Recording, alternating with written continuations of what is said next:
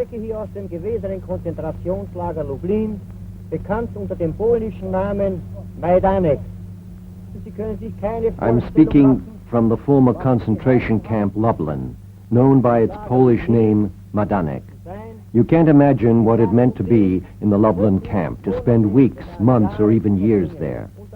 Nor will any human tongue or writer ever be able to describe what came to pass on this relatively small patch of ground. You could say that every square inch of land is soaked with blood. Perhaps one day historians will be able to describe in rough terms what happened at Majdanek. But to make a film that shows everything witnessed here would be impossible. Das zu schildern, was sich hier abgespielt hat. Aber einen Film zu drehen, der alles das bringt, was man hier gesehen hat.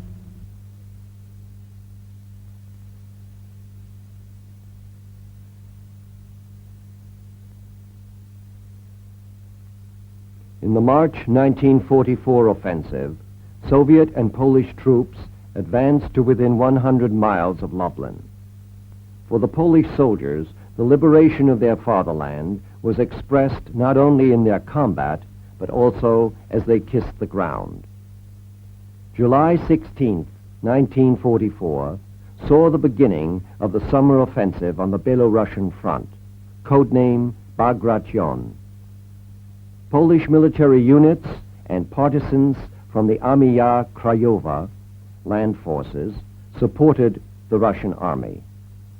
Lublin was surrounded on the 22nd and 23rd of July. The German commanding officer, Lieutenant General Hilmar Moser of Lublin, capitulated on the 24th of July, 1944. The Polish flag was raised in Poland. In 1941 and 42, on the orders of SS Reichsführer Heinrich Himmler, the Chelmno, Belzec, Sobibor, and Treblinka extermination camps were built in the Warthegau region and the eastern district of Poland. Auschwitz and Majdanek were both concentration camps as well as extermination camps. Majdanek was just 1.5 miles from Lublin. The old Polish town of Lublin goes back to the 13th century.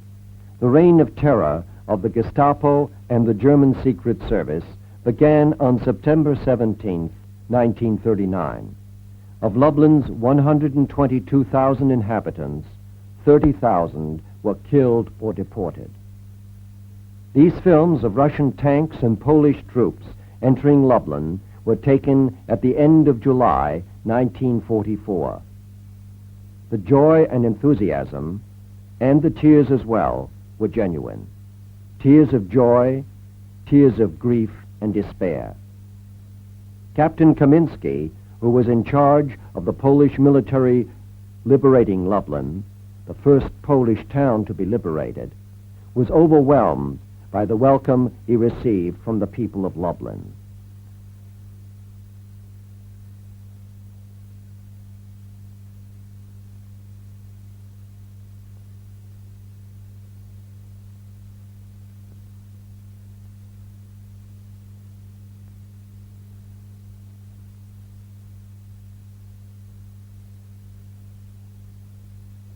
Mothers and wives seek out and lament for their murdered sons and husbands.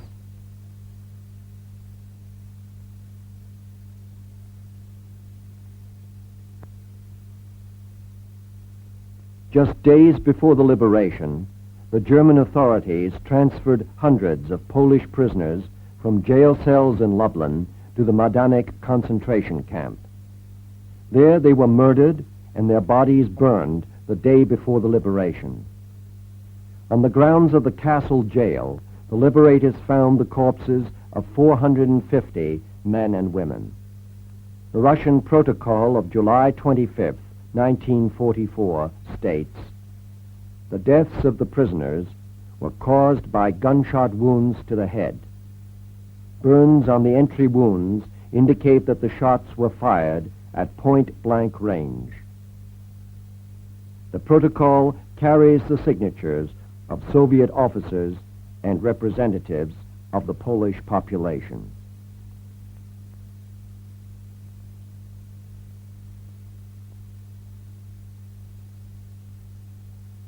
After seeing the crimes, Captain Kaminski, one of the first Polish soldiers to liberate Lublin, wrote, "Like most soldiers, I could not forget these pictures as I took part in the occupation of Berlin."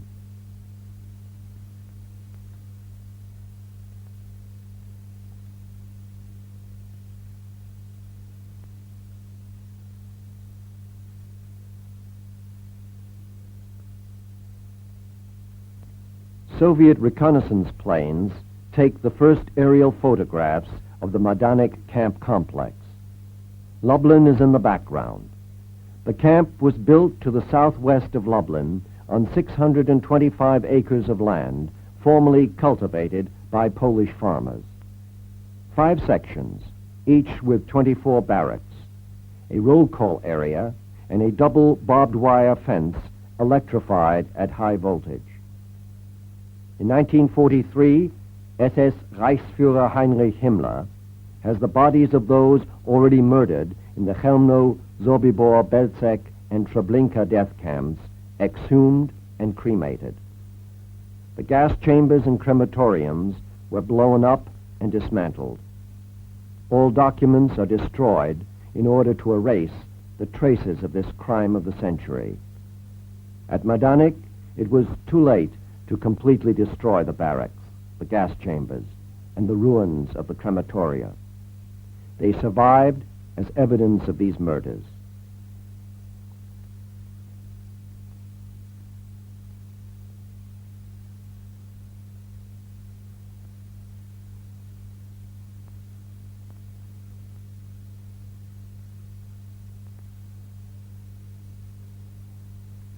The Majdanek camp was situated along the highway from Lublin to Zamość. The SS headquarters and the commandant's office were located adjacent to the road. The camp was surrounded by 18 guard towers, each of them 24 feet high, and manned by SS guards armed with machine guns. The gas chambers stood near the entrance to the main camp, next to the working barracks. The camps within the camps were separated from each other by double barbed wire fences. Each complex had a roll call area with a gallows where many executions took place as a means of intimidation. The crematorium, which was built in 1943, stood next to the execution ditches. On June 22, 1941, the German army invaded the Soviet Union. Hundreds of thousands of soldiers were taken prisoner by the Germans in the first months of the war.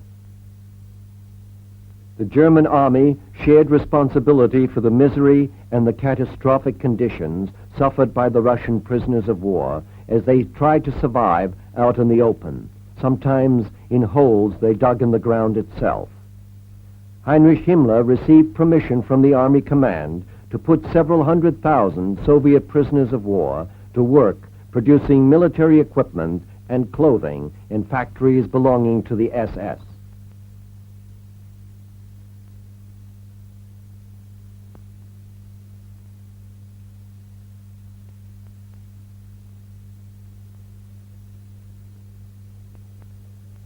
Himmler, shown here at the prisoner of war camp in Minsk, visited Lublin on the 20th and 21st of July, 1941, and assigned SS Group Leader Globocnik to build a camp near Lublin for at first 50,000 prisoners of war and later up to 150,000.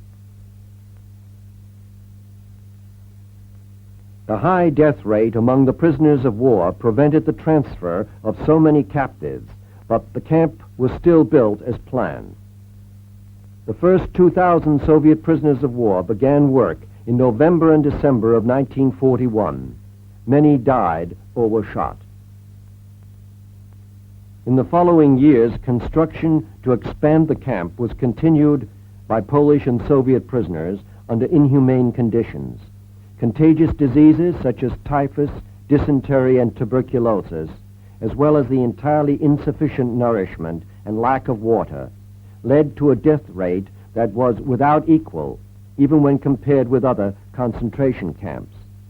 Under the supervision of SS guards, the first Soviet prisoners to die of starvation were buried by their comrades. It was with this sound movie camera that the famous Soviet cameraman and director Roman Kaman and the Polish cameraman Adolf Forbet, together with their crew, shot the first film footage and interviews in the liberation camp in August 1944.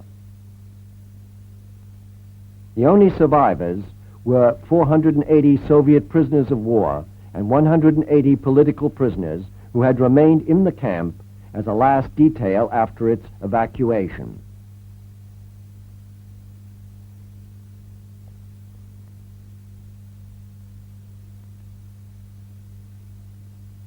Soviet prisoners of war retained their uniforms and were marked by the letters SU on their fronts and on their backs. The other prisoners had to wear striped prison uniforms carrying a colored stripe and a letter denoting their nationality. At Majdanek, the prisoners, both men and women, were marked with numbers up to 20,000. Due to the extremely high death rate, the numbers were issued many times. The many thousands who were selected to die never received a number.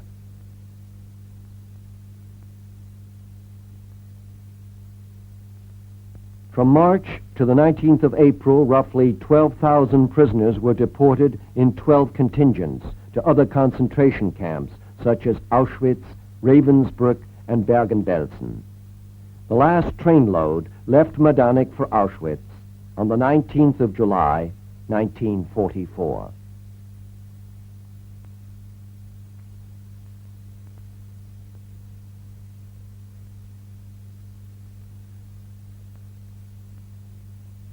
General Kudryavtsev gives Lieutenant General Nikolai Alexandrovich Bulganin, member of the Defense Council and later Minister of War and Soviet Premier, a tour of the camp along with his staff. Bulganin is shown the gas chamber, the crematorium, the execution ditches, and barracks containing the victims' personal effects, including thousands of pairs of shoes. He speaks with the survivors. He then gives orders that all the men under his command are to visit the camp before going to the front, in order that they might see with their own eyes the scale and the horror of the extermination camp. He also gives the order to invite diplomats and Allied war correspondents to Majdanek from Moscow. By August 10th, Pravda's correspondents had already written about the crimes committed there. Bulganin suggests the setting up of an investigative commission to hear the testimony of survivors, SS guards, and eyewitnesses. Dr. Kudryavtsev is named deputy chairman of this commission. He outlines the commission's task in front of the camera on August 18, 1944.